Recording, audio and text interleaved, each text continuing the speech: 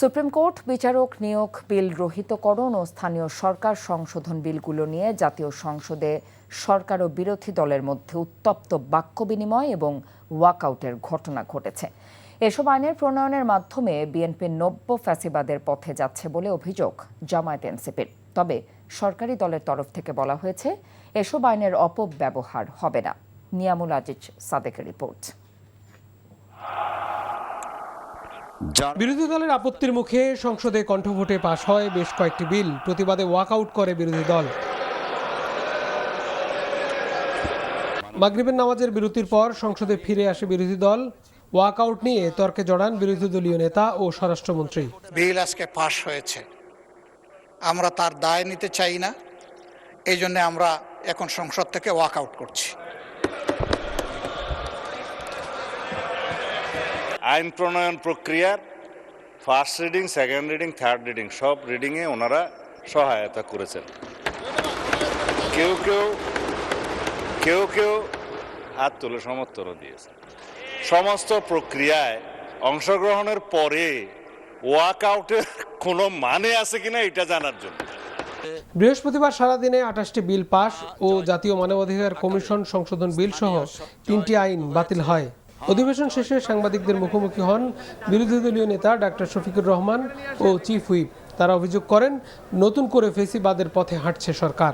যেই লাউ সেই কদু, এতদিন পর্যন্ত বিএনপির সমস্ত বুলি ছিল মানুষকে ধোঁকা দেওয়া এবং প্রতারণা করা। তারা সেই একই ফ্যাসিজমের পথে হাঁটছে।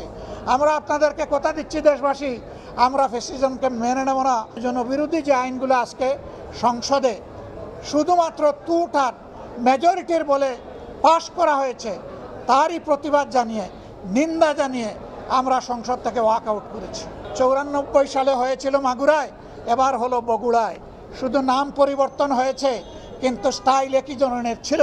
মানবাধিকার বিষয়ক অধ্যাদেশ এবং স্বাধীন বিচার বিভাগের জন্য যে আমাদের এত লড়াই সংগ্রাম, সেই স্বাধীন বিচার বিভাগের জন্য বিচারপতি নিয়োগ অধ্যাদেশ এবং বিচার বিভাগের স্বতন্ত্র সচিবালয়ের যে অধ্যাদেশটি ছিল, সেই অধ্যাদেশগুলো কিন্তু তারা বাতিল করে দিচ্ছে।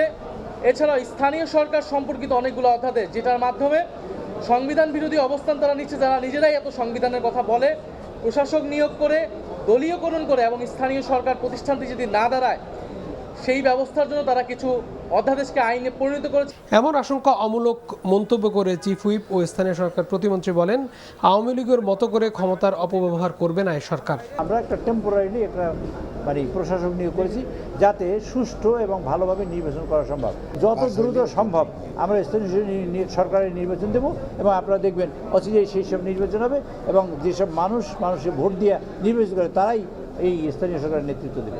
জুলাই আগস্টের মতো আবারও তৈরি হয় কখনো, সেই ক্ষেত্রে যদি কখনো কোনো জনপ্রতিনিধিকে অপসারণ করানোর প্রয়োজন হয়, এই জন্য আমরা আইনটি সংরক্ষণ করেছি। তার মানে এই নয় যে গণতান্ত্রিক পন্থায় মানুষের ভোটে নির্বাচিত হওয়ার পরে সরকার অযাচিতভাবে হস্তক্ষেপ করে কাউকে অপসারণ করবে। এই কারণে এই আইনটি আমরা বহাল রেখেছি, এটা ভাবার কোনো কারণ নাই।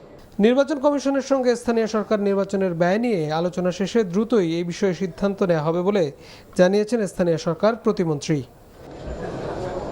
Niamul Aziz Sadek, NTV news, Dhaka.